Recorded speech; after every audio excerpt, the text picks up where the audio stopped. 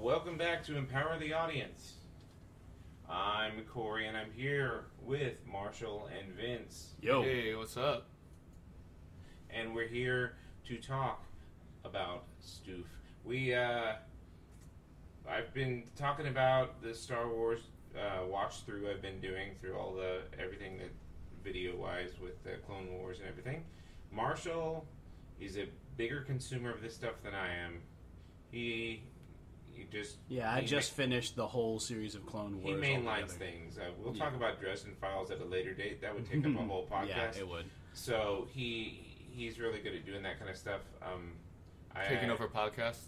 Yep. Yeah, pretty much. Okay. So he's going to talk in vague terms because I have yet to finish the 6th season, so no spoilers. And we care about you guys. Yeah. But he can go ahead and talk a little bit vaguely about what he liked about the whole series and season 6. What I did really like about Clone Wars is that it made the universe and the characters deeper. It gave you that transition between episode 2 and episode 3 that you kind of needed. There is a thread that is visited every so often of Anakin's relationship with Padme. You have some arcs of the story that are all about the clones. One of them is very existential. Do they have free will? Should they have free will? What makes a good soldier? Stuff like that. The 6th season was probably my favorite because they went and finished the gap. They actually brought it up to the point where you could literally pick up episode 3 right at the end and it would all make sense. There's stuff that they talk about in episode 3 and they just kind of allude to, which if you are fans of the show, you already knew, but they show you how Yoda made his journey. The last 3 episodes of the series, all you see is Yoda. A little bit of R2. But it's Yoda going off on his own. Oh, please. This doesn't tell you anything. Okay, like we've been telling you, I've been telling you, in case you didn't hear the other podcast, Clone Wars, you're like, oh my gosh, I don't want to watch a cartoon. This is some of the best stories ever written for Star Wars. Now, those of you that read the novels, Marshall's read some of them, I'm sure, but... No, actually, I haven't. Oh, you haven't? Yeah, I haven't read a lot of the things that people are getting upset at that aren't included in J.J. Abrams' version of it. I plan to read some of those later, but I'm telling you from what I could see just from this, they're actually some of my favorite Star Wars stories ever. Well, as it is, bar none. The Lucasfilm has already released a list of what is and isn't canon. And the order of canonicity.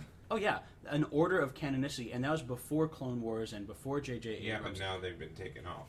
Well, kind of, because what all the books were in a continuity called Expanded Universe. So the Lucasfilm basically said, yeah, you can consider all the books their own continuity that include the movies, but if you are going for what is truly canon for all time, it is what is in the movies and what is in the TV shows. The games, I think, are in the last canonicity. So you have the movies, you have the book renditions of the movies, then you have the books that are not directly about a movie, and then you have the games, if I'm not mistaken. Like X-Wing versus TIE Fighter? Yeah, X-Wing versus TIE Fighter is not... It's considered part of the expanded universe. Oh, okay. Okay. Well, the funny thing is, you're the first person that's ever said that it's not totally tied or not pure canon. Because I've been hearing pure canon off of everybody. It is considered expanded universe. Yeah, okay. So there is canon and expanded universe. And expanded universe has had its name changed to something I can't remember now. Oh, Legend. To Legends by the official community. Because of J.J. Abrams coming in and saying, yeah, all these books, they're no longer canon. So you can look at them and they'll give you a better idea of what the universe is like. A lot of them start exploring the culture of Mandalore, for example, which I was very interested in. You see a good chunk of Mandalore here in the Clone Wars shows. They don't touch on the fact that Boba Fett, his grandfather was actually one of the kings of Mandalore. So yeah, he is of the bloodline of the Mandalorians. So he's more of an Aragorn situation. Yeah. So interesting. We're gonna definitely have to pull Robbie into this discussion later on because he's as much of a nerd about this stuff as any of us for sure. But we started talking about the Clone Wars, and it got us in a discussion that kind of is going to be turned into a rant because the people in this group that are talking right now aren't really impressed with a lot of modern animation, a lot of post-millennial animation. We love the Clone Wars and the fact that they were able to make it. I mean, just watch it for 3 seconds and see the environments. It's some of the best animations. There's a lot of good action sequences. Some of the best animations ever been on television ever. Yeah. I can honestly say. I don't know how much money they put in, that Lucas put into this, but it's gorgeous. When Vince, if you want to comment on like your concerns about the animation and when you first watched it. Okay, well, I've always been picky about 3D animation. Like, I forgot what that circuit board cartoon you liked growing up was called. Reboot. Yeah, okay. Marshall loves Reboot, and that's a different rant altogether that he can share with you some other time. I couldn't get into that. Obviously, and I can get that. Yeah, and obviously by years, there's a big difference, so technology's improved. I really enjoy the doll-like action figure. It's almost like those expensive $100+ resin statues. You're talking about Clone Wars. Yeah, Clone that's Wars. what it looks like. The best way to think about them is the moving action figures, animated action figures. But the $100+ ones, not the stuff you get at Toys R Us. When I'm looking at it, a lot of the character designs actually remind me of the aesthetic that you see in Disney Infinity. Yes. Both in their dolls and in their online characters. And that was before Disney Infinity. And honestly, the thing truly is, if you want to trace the art back, it's back to the 2D Clone Wars. And claymation. Yeah. They really tried to do that, but if you look at the Grindy, do you know his name? The guy that did Samurai Jack? He's got a very... Tartakovsky. There you go. He had such he has very angular animation style, so they literally try to say that, hey, let's not reinvent the wheel completely. We're going to go 3D, but let's make it very sharp, angled. And that's why I understand when you see those, and you're simplistic shapes. They're not going for human.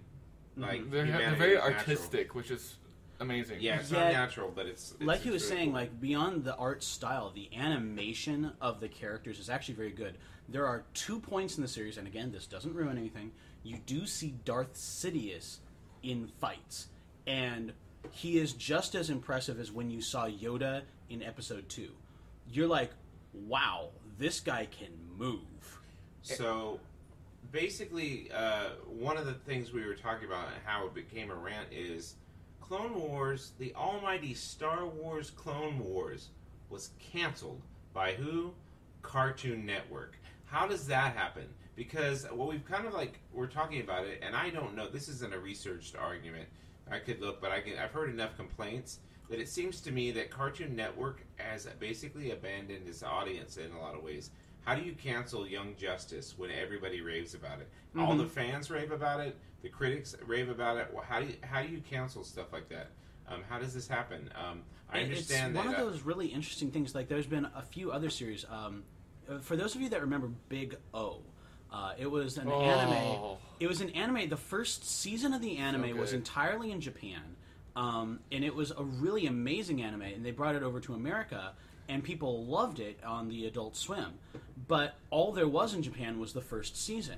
So Adult Swim actually contacted the original company and said, "We want a season 2." It's amazing, by the way. And you season have 2 to just check goes to the next level, and it has an amazing ending that you're sitting there going, "Oh, what?" And Stephen Blum, right? I believe Steve Blum was part of it. Yeah, I believe he was playing the main guy. Yeah, but there was no season 3, even though it perfectly led in. It was like it was going, there is a season 3. There was no season 3. This happens a lot. It's almost like Cartoon Network doesn't really listen to its audience as much as it should. Yeah. But this is the thing, though. Like, okay, not to tangent too far, but like Nintendo, they don't listen to their audience all the time either. And sometimes I believe that's the process of innovating. You can't listen to your audience totally when your company is trying to innovate. That's true when you're doing something like that, but if you already have something that's working, how can you let that? How can you abandon? I agree with you. We just actually watched an interview with Joss Whedon, just touching on this point. This is not a tangent. Touching on this point from Nerd HQ for this year at Comic-Con, and he said, I always do it for me. I'm doing it for me first, and that's the only way it stays pure. If I start thinking about the audience all the time, then the story goes away. But that doesn't equal the same thing as you get a show that's really well watched and loved, and you decide to cancel it just for no apparent reason. Now you gotta understand that I'll give a little bit of animation background for me. Like, I'm not, number one, I'm going to say unpopular things here. Don't really like Simpsons. Don't really like South Park. Don't really like Family Guy or anything by Seth MacFarlane.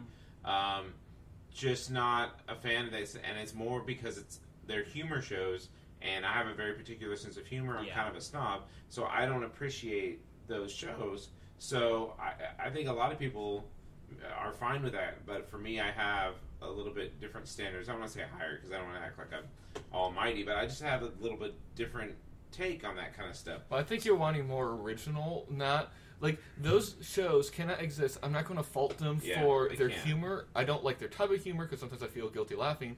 But they can't exist without everyone else's creations. Yeah. So they have to work in parody, which is fine. Yeah. That's actually the focus of the show. But, it's not for you. Yeah. It's not actually a creative show in that... It's a creative in how it's delivered. Exactly. But not in its... total, I just made this brand new thing. And I honestly, don't mind a good reference from time to time, but if that's your sole thing, then that to me, I don't know. It dies over time. It's like haven't watched running many gag. episodes, certainly, of Family Guy. So, but to bring us all back... Yeah, the whole thing of Cartoon Network right now, I think they've lost their soul. They have been working for so long to compete with Nickelodeon that they became Nickelodeon. And if you watch they became Nickelodeon started doing a bunch of shows and they realized that these shows were not good. Well, no. Actually, the shows were great, but they were not only popular with the target audience. For example, Invader Zim. Oh, okay, that. Okay. Invader Zim is heralded by everybody. It's really funny. It's got an interesting plot line, but it was popular with a larger group than Nickelodeon wanted, and so they canceled it. It was not as popular with its target group, but it was popular with everybody else. I don't know why that... Basically but I don't know why that's canceled a show. For one, you're making money. Yeah. Two, you're getting people that are older that like it, they can then bring in the kids. Yeah. Yes, exactly. And when they have kids. Yes, exactly. So that's incredible. And so I don't want to say stupid, but that's stupid. That's kind of the problem. And so not Nintendo, but Cartoon Network started doing a similar thing. They started bringing in live action shows that had a cartoon element to it, or a live action element, right? Yeah. Or a live action show that was based off of a cartoon. For example, the Ben 10 movies, which honestly I feel were crap. I didn't even know they had movies. Yeah, they did. There was one animated movie and a whole bunch of live action movies that I didn't really like. But the funny thing is, I think where it comes from, a lot of this isn't even Cartoon Network. What I grew up on was Hanna-Barbera, Looney Tunes, which is great. Hanna-Barbera to me is a little bit the Looney Tunes stuff. But even then, what we were spoiled with was the 90s. Oh, yeah. It's Samurai Jack. The Kids WB. Yeah. Let's face it, the Batman animated Bruce Timm ruined a lot of us for anything else. Bruce Timm, you're an evil man for being so talented. Is that the Batman? Yep. Yeah. Batman and Superman. Oh, yeah. Tiny Toons. Oh, my gosh. And he's, by the way, if you don't know, He and what's Luke Skywalker? Mark Hamill. Yeah. That's the Arkham City games, by the way. Yeah. That's why they're good. Well, not only that, also in the 80s, you had some cartoons that were showing on Cartoon Network later in the 90s that you would normally go, I'm going to write this off, this is a piece of crap. But if you really watch them, they were lots of fun. I remember SWAT Cats being on in the 90s, and who remembers SWAT Cats? I do, but vaguely. But you want even it was worse, actually pretty cool. More niche. Darkwing Duck. For me, like what I watch is the superhero stuff because I know Bruce Timm had been in charge of it, so I know it was in good hands. The only kids type show I watched, and I watched it with my son because he loved it too, was Foster's Home for Imaginary That was Friends. so good. Now that was crazy, but it wasn't on narcotics like most of the stuff that I've seen now. Yeah. It's literally, and I said this before in a previous podcast, I'd have no problem ranting again. It seems like you have to be mainlining some form of drugs to make kids shows nowadays, and I just don't understand that. Okay, so looking at that same point, you have some of the Cartoon Network shows that are really popular right now. You have Gumball. Yeah, the regular show, Gumball. These are all seeming like they're done on acid. Now, I actually don't feel the same way about Adventure Time. Moments of acid. Yeah. Okay, Adventure Time. Or LSD. When I'm watching it, I have this problem that my brain dies. It just shuts off while I'm watching it. But you ever, for those who have watched Futurama and know what the Hypnotoad is, yeah, it's that's that kind of the effect. whole show. Yeah. But the thing that I do like about Adventure Time is that it does have a continuous plot line that goes through the episodes, and there's a whole bunch of hidden references to the fact that this is actually a post-apocalyptic world. Yeah. It seems like it's really weird, trippy fantasy, but it's actually the world after the destruction of the world. So it's Signature lawnmower. Yep, we got a lawnmower going again, everybody. Alert, Take a lawnmower drink. alert. Take a drink, lawnmower. Yeah, there's your that's shot. right. It is a drinking game. We knew the drinking game, and we're drinking water. So, Coffee. oh, coffee. I finished mine. All right. Yeah. There's an empty wine glass here for no apparent reason. I'll pretend I'm drinking it. Okay. So, this is one thing that I actually feel is necessary in cartoons nowadays. That there is something continuous throughout the universe. Because otherwise it has no depth. When you're talking about something like regular show, watching those, it feels like there's nothing there. It's just vapid blood. It's the new Beavis and Butthead. Yeah, Even and I worse didn't than really like that, though, show. because let's think about that. What was that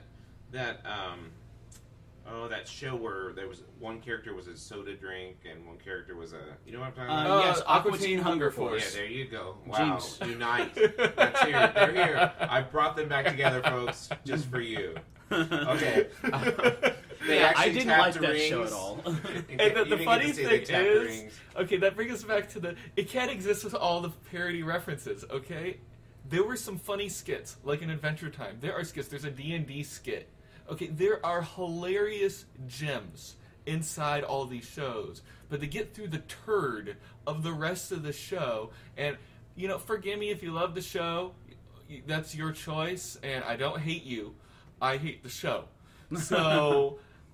Yeah, that does kind of have to be taken with it. This is our opinion of the shows. If you don't have that same opinion, good on you. I mean, you have made an opinion about something. But it would be, even if you would say that Clone Wars is not for you, seeing a show of that quality, absolute quality, all the way throughout, and actually got deeper, darker, and better. I've talked to so many friends, tried to get them through, and they're like, yeah, I couldn't get through the first season, but then I skipped and went to the second season, and I got great. This happens. This show gets progressively So much better. Better. like develops and expands, and for them to just chop it off where they did, I mean, you're gonna go, why? This is like Firefly level of why. Oh yeah, it's so a really good show. Yeah, I don't watch much Cartoon Network at this point. I literally, animated wise, will catch a Disney Pixar movie if it comes out, if it's good. I will stick with the DC straight to video animated stuff because that's been good. But if I hear something through the rumor mill. Yeah, and then anime. Although, we're going to be starting to pick up Crunchyroll pretty soon, so we'll be able to get a little bit more. Movie Guy 84/Chris is picking up Crunchyroll, so we're going to be liking that. And we also watch stuff on Netflix. If you like some recommendations, I or Marshall can give you that. Now, what was that one? Gargantia. Go watch Gargantia. Was that the one with the mecha thing? Yeah, on an it's world. It's really interesting. It's really fun. There is a little bit of separation between us right now that I'll let them kind of like put their contribution. I will actually allow them to do this. They'll be surprised when you say, if you guys want to write a pony blog on the blog, you can do that. Let's actually have an episode right here where you talk about No, that's pony. fine. Thanks, No, but let's put it this way: for all those pony naysayers, bronies. we're not the creepy bronies if there's such a thing, they do like it, and the art, the writing, oh my gosh, is better than what's on Cartoon Network. And I don't prevent them from watching it in the house. I just don't really want to. He doesn't want to watch it because it feels like a thing with the masculinity thing, and I can get it. Okay, like when I first started watching it, I gave Marshall looks, and the first 2 episodes are like Captain Planet spoof. Yeah, but yeah, and I get that, and so that'll be something on the blog to look forward. Well, actually, this is something that applies to the conversation. When we're looking at that show, it exists without parody, but it does have parody throughout. Right. You have characters. You have characters that show up that resemble characters from shows and movies. But they don't make the episode. Yeah, usually. There's 3 characters in there that show up that are from The Big Lebowski, but they're in pony form. Yeah, but and I know for Corey, we'll respect Corey on that. We'll save this for a different blog. Yeah. But the point is, the art's crisp, the story's great, the voice acting's phenomenal, and good morals. And you don't feel like this is what you have to learn today, or whatever. Is this something that you can enjoy with your kids, or if you're like us, simply enjoy the great writing? When you have today on Cartoon Network, what do I watch? I can't watch anything in Looney Tunes. Great. I still have the DVD box set. I don't want to watch a Seinfeld episode of Looney Tunes. Okay? Yeah. If it was written to the level of Seinfeld, sure. But it's not. It's some soap opera. So if you're looking at a longer show, what you're wanting then is some form of character development. But if you're looking at... It's true to the characters. Yeah, true to the characters. And if you have a shorter thing, it's totally okay to be whatever it is. One and dones are fine with the comedy. Yeah. Basically, we're talking comedy versus drama. Let's just face it. That's what we're talking. And if they're... Clone Wars is definitely a drama show. Oh, There's humor in it, but it's drama. Yeah. It's mostly drama. But, stuff like Foster's, which I love, which is just... To me...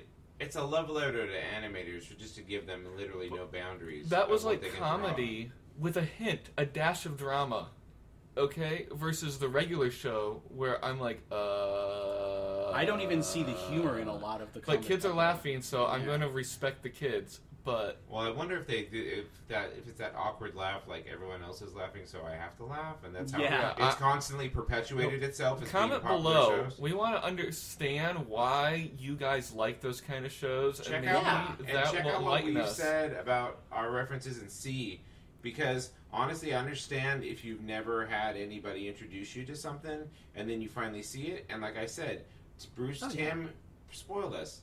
We can't go back. You just can't go back when you see something so quality. I know. I actually referred to that in a blog post that's going to be coming out soon about. Once you see Batman, Tim, your options are slim. And then the thing is, slogan is back then, all the way to the early 2000s, I could say, artistic choice was in everything that I could see apparently. Like even Batman.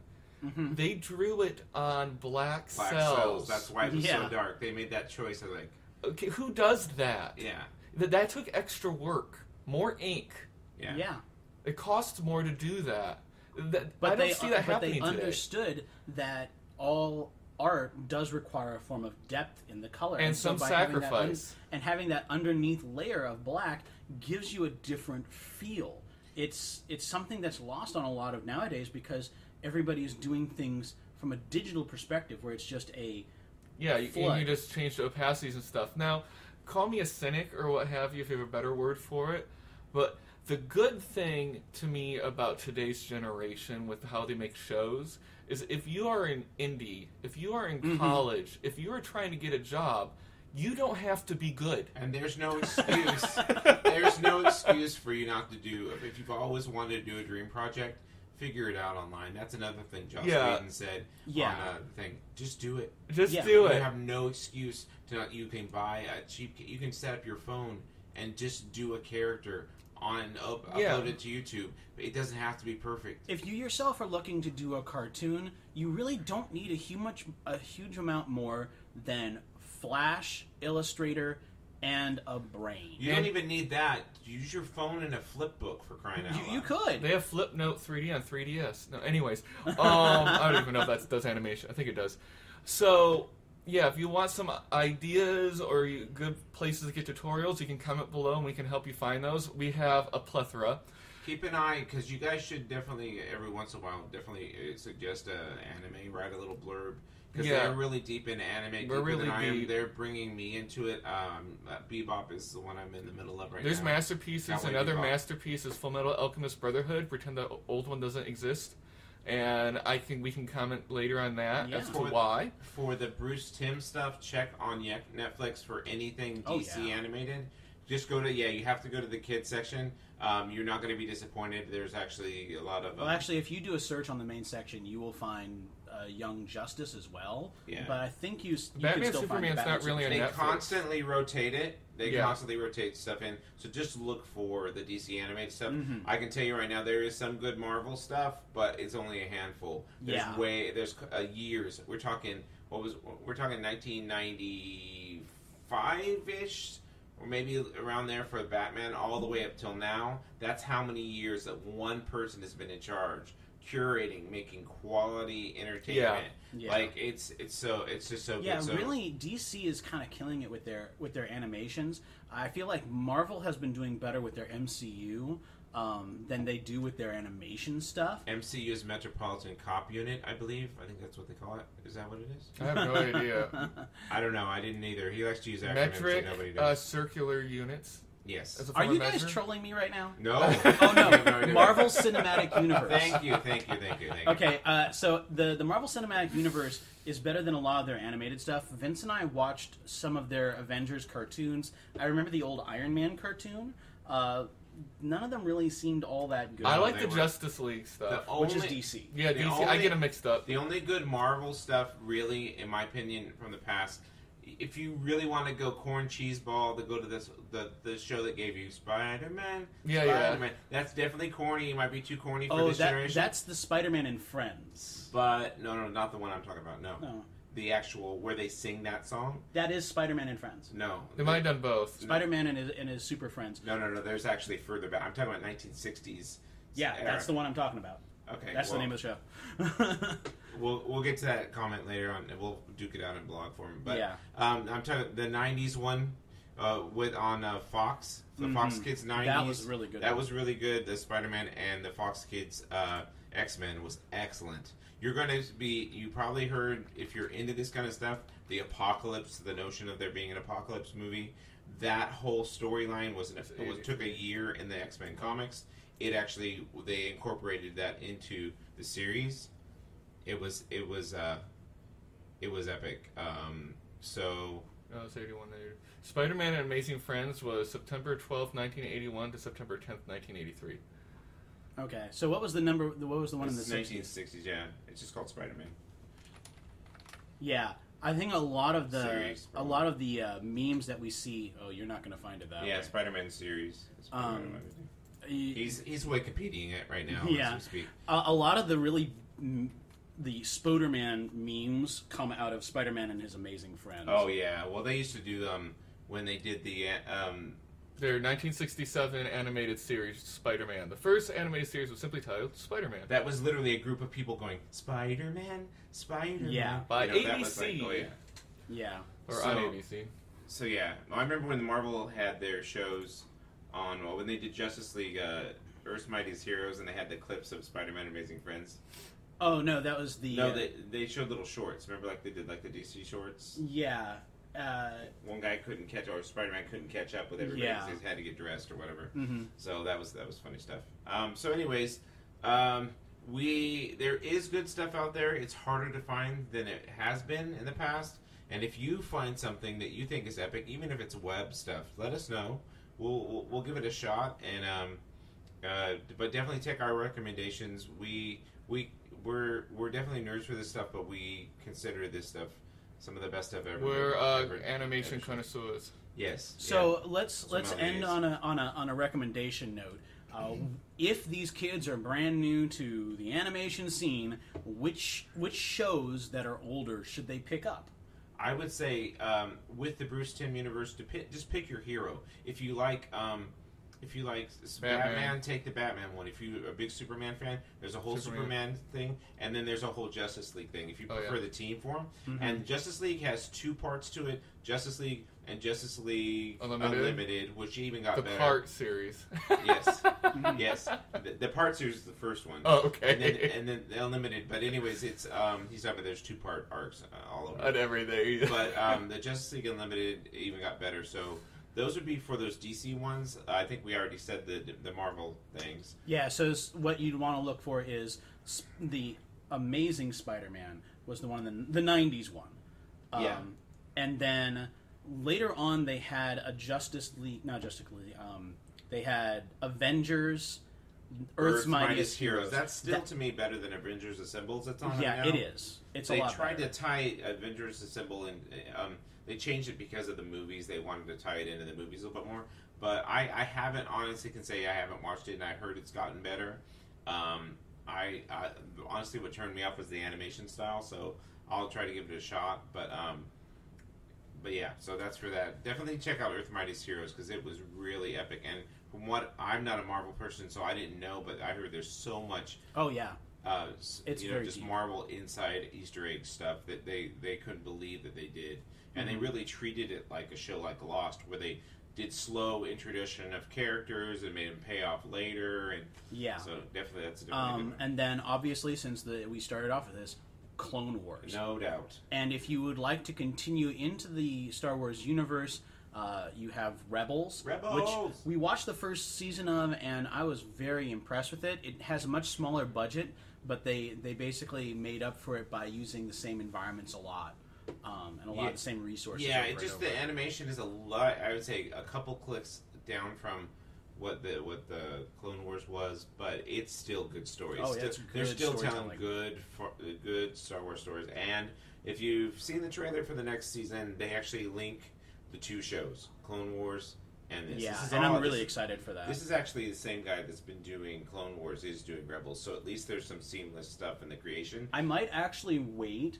on watching episode 6 because right now that I'm done with Clone Wars, I'm probably going to watch episode 3, and I might want to go back and see if I can catch more of Rebels before moving on to 6.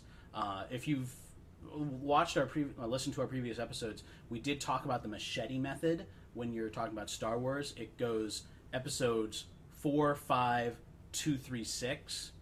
And you would want to insert the shows where they go chronologically, and that'll give you a more in-depth and cinematic feel for how the movie's storylines are laid out. Yes, it does skip episode 1. You don't actually need anything that happened there. So, just a couple things real quick. I'm going to be writing a series of blogs called Character Sketches. I'm just taking my favorite characters. I'm doing, you have Batman, you have Robin Hood, you have Sherlock Holmes, which is ironic that Batman and Sherlock Holmes are some of my favorite, and then Robin Hood and Green Arrow is actually my second favorite superhero, so there's kind of like some echoes in there, but I'm just planning to just kind of literally write my experience with the characters and what I love and all that kind of stuff. So check those out. I'm also with the Sherlock Holmes. I'm going to be incorporating a new Sherlock Holmes story, which I'd never heard of before, but Sherlock Hound by Hayao Miyazaki. Oh, Studio yeah. Ghibli. Yeah, and I watched the first episode. Vince hasn't even seen this, and you got to understand, he's the Miyazaki Yes, I am. guy. But I am the guy. I had never even heard of it, and so I found it online, and so I watched it, and I was really impressed. I actually liked it better than The Great Mouse Detective. Well, then I'm really interested in seeing that because I really love The Great Mouse Detective, I actually read the book that comes after it. Like, it literally Basil picks of up... Baker Street stuff? Yeah, it picks up literally where the movie left off. And that movie has always been amazing. It's great. The reason why I said I think I like it better is the villain in basically the Moriarty version in the Sherlock Hound is really enjoyable. I'm not going to get into my debate about Great Mouse Detective, but I actually love that movie too. But when you see something like what I saw, I was just really impressed with it. So I think I might actually just love that more. I'm a huge Sherlock Holmes fan, and you'll go to my blog. I've watched most iterations. I haven't watched a whole lot of the black and white stuff. Are you looking forward to Mr. Holmes? Yes. Oh, Mr. Holmes is a new... I'm blanking on his name. Gandalf. Yeah. He's playing Ian Sherlock McKellen? Holmes. Ian McKellen, thank you. Ian McKellen is playing Sherlock Holmes at 90, who has to fight through his memory loss to solve a crime, and his last crime, because he's in retirement. So that's highly recommended, because you know him playing him. Oh, yeah. And he's got full makeup. He looks totally different. Like, I've seen just a clip of it. So you Johnny Depped it? No. I think Depp Johnny'd him or something. Okay. But anyway, so and the other thing I said, I've been trying to work my way through a lot of the HBO series, and that I've heard people talk about forever. I just did the first episode of The Wire, and I'll keep you posted on that, and I'll be writing a full thing on it when I finish it. But I did enjoy it. At first, I wasn't sure about it. I've heard a lot of people talk about it. Went back, watched the first episode, and I definitely do enjoy it. So that'll be the next big thing that series that I have to finish and write about. So I hope you enjoyed our rant. I hope you didn't get too offended, you millennial people that like the shows that we kind of went off on. I'm okay with it. We're fine with it in general. We would like you to continue to listen and pay attention to us, but that's where we're at on animation. If you are offended by what we said, talk to us down below in any comments that you can do, because preferably constructive. We want to hear a defense about it, because we would like to actually understand why you like it rather than just bash on it. Yeah, and maybe you might affect us, and we might go back with a new opinion of it based off what you said and go like, oh, we never really thought of this. Watch Adventure Time with 3 beers. Yes, but no trolls, please. We don't. That's not the kind of that. You'll just get booted.